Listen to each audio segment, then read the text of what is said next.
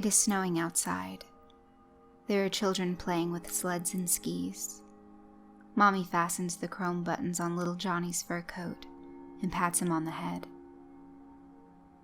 "Johnny, it's snowing today," she says. "That means we can't go to play in the park because the swings will be slippery. Shall we go and have a little walk through the forest?" Forest? Johnny had never been to a real forest before. He nods, and they put on their Wellingtons. Mommy takes an umbrella, and they leave the house. Then they walk past Johnny's school, a hospital, a post office, and a bus station, where Johnny sees a smiley lollipop lady, waving her sign at him jubilantly. He waves back and laughs. Mommy points at a tabby cat, licking its paws underneath the bus stop screen. "That's a kitten, Johnny. Say hello to the kitten." Mommy smiles. "Hello, kitten," repeats little Johnny, waving. They reach the outskirts of the forest, and Mommy holds Johnny's hand. A warm glow radiates from her smile. "This forest is magical, Johnny. It's not like other forests." "Why, Mommy?" "It's a forest which shows you what you want to happen, Johnny. Everything you see in here is what you want." Johnny paused and raised his eyebrows. "Really?" "Of course, honey." Was this forest really magical? Now he was really beginning to anticipate the advance. He'd never encountered anything magical before, and he found it slightly difficult to believe. But he would believe, because adults never lied. "Mommy, I already know what I'm going to see inside." "Then tell Mommy what you think you'll see." "I'll see a lollipop. No, 1,000 lollipops. I'll see 1,000,000,000,000,000 Mars bars and candy floss everywhere.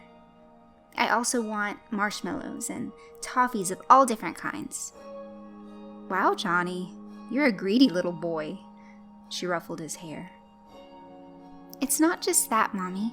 Not just candies. I'll see a huge, gigantic house. Oh, and I'll see a new bike and a football and lots of money. Let's go in, shall we?" "Yeah!" They strolled hand in hand into the parting between two magnificent oak trees. Mommy retracts the umbrella and puts its reduced form back into her handbag, as the bare branches above them are enough to shelter them. As they descend down the path between the rows of trees, the snow on the ground starts to thin. The trees begin to gain color and life, and their leaves start to grow back. Soon the snow once crunching beneath their feet disappears, revealing a layer of lush green grass. Beautiful pink, yellow, and red flowers spring up in the field all around them. The number of trees decreases as they advance further, and soon there are no trees left. Johnny marvels at the sight, looking all around in bewilderment. Was he dreaming? Of course Mommy hadn't lied. Adults never lie. This place is truly magical, like a dream. The forest is right. He really wishes he could live in this place forever. They walk, and the scenery around them changes once again. This time, the field turns into a beautiful beach. The golden sand rustles lightly underneath their feet as they walk, and seagulls fly all around them, surrounding them. It is no longer cold. The sun glows above them, and Johnny sees a fun fair with all different types of rides. There's also an ice cream van and a funny clown. Johnny liked the field just now, but he likes this place even better. Again, the forest is correct. He definitely wants this place. In fact, he has an urge to live in this golden utopia for the rest of his life. Thunder booms, and instead of the usual gray, gloomy scene which accompanies it, multicolored clouds made of candy floss cover the sky. Orange, blue, pink, red. Johnny even sees a rainbow-colored cloud. Rainbow-colored banknotes fall from the sky, landing in Johnny's hair. "Mommy, quick! Get out the umbrella!" yells Johnny. Mommy takes it from her purse and laughs with Johnny. as she opens it up and turns it upside down, collecting the multicolored banknotes. The sky clears and the sun is shining again. The banknotes disappear, but Johnny doesn't mind, because as they approach the ice cream van, it turns into a giant blue mansion in front of his eyes.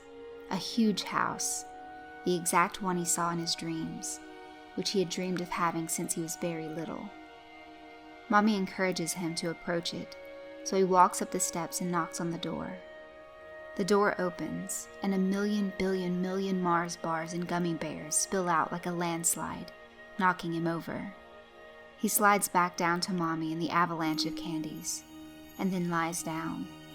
He spreads his arms and legs and moves them back and forth like windscreen wipers, making a candy angel in the ground. Mommy laughs and points at the rockery. A shiny bike with a red frame leans proudly against the wall. A yellow and green football gleams alongside it. Johnny gasps, rising from the angel-shaped void inside the candy, and runs towards them. But Mommy stops him. "Johnny, we don't have much time. Let's go through all the goodies in the forest first. Then you can come back and pick your favorite thing, all right?" Johnny resists the temptation to try out the bike and kick the football. He holds Mommy's hand again, and they leave the mansion. As they descend further, the sky darkens, and the sun is covered by gray clouds, and this time, they are not made of candy floss. Johnny wonders if this is just a transition phase between this scene and the next, but the sky continues to become blacker. The trees return, leafless and ominously twisted. Johnny is afraid and confused. Are they walking out of the forest? He knows that he doesn't want this. It makes him upset. He grips Mommy's hand tighter. "Mommy, I'm cold. I don't want to walk in anymore. I want to go home." "Mommy?" Mommy's hand feels icy and solid. Johnny looks down and is shocked to see that Mommy's hand is no longer there, and the hand he holds is made of glass, like an ornament, a glass model of a human hand. It is completely transparent, and he can see his own fingers through its palm. The shape of Mommy's ring is still clearly visible around her finger. He inhales sharply, then looks to the left of him. Mommy isn't there, but her glass hand still holds his. He screams and immediately releases it, dropping the glass hand. The hand falls to the floor where it smashes into 1,000 pieces. Now, broken glass is strewn around the floor in front of him. Mommy is still nowhere to be seen. He stands dumbfounded for a few seconds, then starts crying, looking around the forest, which is now completely shadowed and gray. "Mommy? Mommy? I'm scared. What's going on?" Suddenly, Mommy appears in front of him. Before he runs to her and hugs her, something makes him shudder in terror. He whimpers and stops a few feet before her, cowering. The new Mommy has a dull, threatening expression. "Mommy? What happened to your hand?" Mommy's left hand was missing. "Johnny, you broke Mommy's hand," she half says, half whispers, pointing at the glittering mess on the ground behind Johnny. The thin, willowy branches cast ominous, almost diabolical shadows over her face. "It's your fault Mommy doesn't have a hand now, Johnny. You did that. You wanted that to happen, didn't you?" "What?" Confusion, bewilderment, terror. What is going on? The once ecstatic child now struggles to control his runny nose. He is entrapped in a fierce nightmare. Johnny looks around felinely, like a startled cat. "Mommy, I didn't want that to happen. I swear. I never ever wanted to break your hand. I'm sorry." "Johnny, the forest always tells the truth. You wanted the candy bars and the football, didn't you?" "But I don't want this, Mommy. I'm sorry. I want to hold your hand." "Johnny, I'm afraid that's not possible now. Mommy doesn't want you to break her other hand as well, does she? Mommy glares at him ominously, silent for a long while. He is too scared to move. He doesn't like the new Mommy. Johnny cries with false guilt, accused of false intentions. He stops when he sees a bright light shining in the darkness from a distance. He walks cautiously to it, stopping once in a while as he draws nearer. A familiar figure sits below the light, coughing and wheezing from pain. A bald man, with tiny nails of stubble on his chin. Wisps of thinning brown hair line his otherwise smooth scalp. "Daddy? Daddy, what's wrong?" Daddy doesn't reply. He just continues to splutter. Then a red glow appears, coming from the left side of his chest area. Daddy tries to get up and away from the red light, but it sticks him there like glue. Johnny jumps when Mommy puts her remaining hand on his shoulder heavily. "Daddy's hurting. Why don't you try and help him?"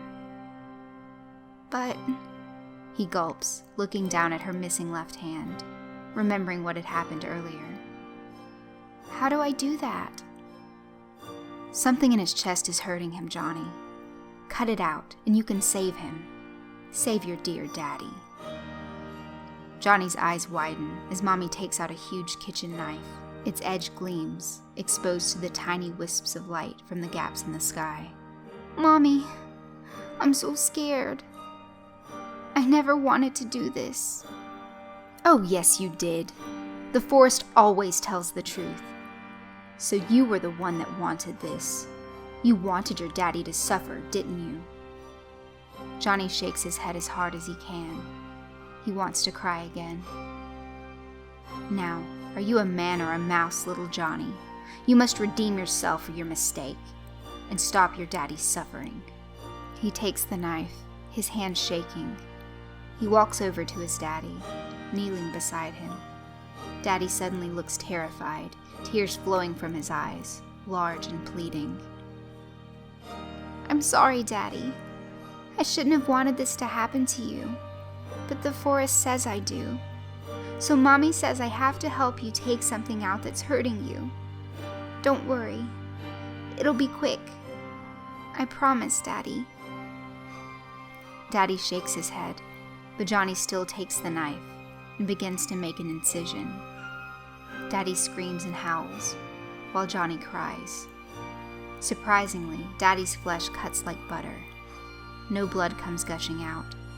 The inside of Daddy's body is filled with millions of tiny white maggots, all writhing around underneath his skin. Some of them have tiny pincers and crawl onto Johnny's hand. Johnny screams and recoils in disgust and fear, looking over at Mommy. Mommy seems to disapprove of his actions, but her face holds a strange, almost grinning expression. "Man or mouse?" he whispers to himself. "Man or mouse?" he whispers to himself. "Man or mouse?" He cuts further into Daddy. Something large and round is moving around inside him, something hard and quivering. Johnny screams and cries, his hand submerged in the mass of maggots, pulling out the thing which is making Daddy hurt. It is something red, attached with 2 long cords to the inside of Daddy's body. It still beats in Johnny's hands. Johnny stops crying and looks upon it in horror. "Hold it still, Johnny," whispers Mommy. "If you drop Daddy's heart like you dropped Mommy's hand, Daddy will die." "But, Mommy, you told me to do it. You told me to do it, Mommy," Johnny cries, gingerly cradling Daddy's heart in his hands. He shakes, unable to decide what to do next. He begins to place it back into Daddy's chest, while Daddy screams and writhes, but the red light pins him to the ground. Johnny screams. Daddy's skin is closing up rapidly around his hands. Soon, his hands are enclosed in Daddy's skin, and blood now begins gushing out, as if he had really stuck his hand into Daddy's chest. "Stop! Johnny, you're hurting him!" Mommy screams. "Mommy, what do I do?" Daddy is flailing wildly. Suddenly, he drops to the ground, his body limp. Johnny pulls his hands out of Daddy with all his might and collapses on the ground. The bright lights go out, and Daddy's corpse lies on the ground. Mommy cries. "Johnny! Look what you've done! Why would you want such a terrible thing to happen?" "I don't, Mommy. I said I don't. I don't know why it's happening. I really don't want this to..." "You killed your own father. You want your own father to die, and you want to kill him, and I am so ashamed. You are such a disgrace, Johnny." "Mommy, I really didn't." The tears flow like rivers from his eyes onto the black ground. "I really don't want this to happen. I'm confused. I'm scared." "You liar!" screams Mommy. It echoes through the forest. Her body suddenly freezes mid-scream. Her eyebrows are frowned in fury, her face scrunched up, her mouth wide open. Johnny shivers and stares as her head turns completely to glass, then snaps off her body. He jumps back and screams. It falls off her shoulders to the ground and shatters into many pieces. Mommy's headless form unfreezes, then staggers for a while. Her voice still echoes from the broken pieces on the ground. "Johnny, the forest of things you want to happen never lies. You wanted these things to happen, didn't you, Johnny? You're a bad, bad boy." Johnny abruptly lapses into a sullen silence, his face emotionless. He stands still. He doesn't want to descend further into the forest and see more of these atrocities. "Mommy," he begins. "You lying, heartless monster." He had remembered that not just one, but two people had entered the forest.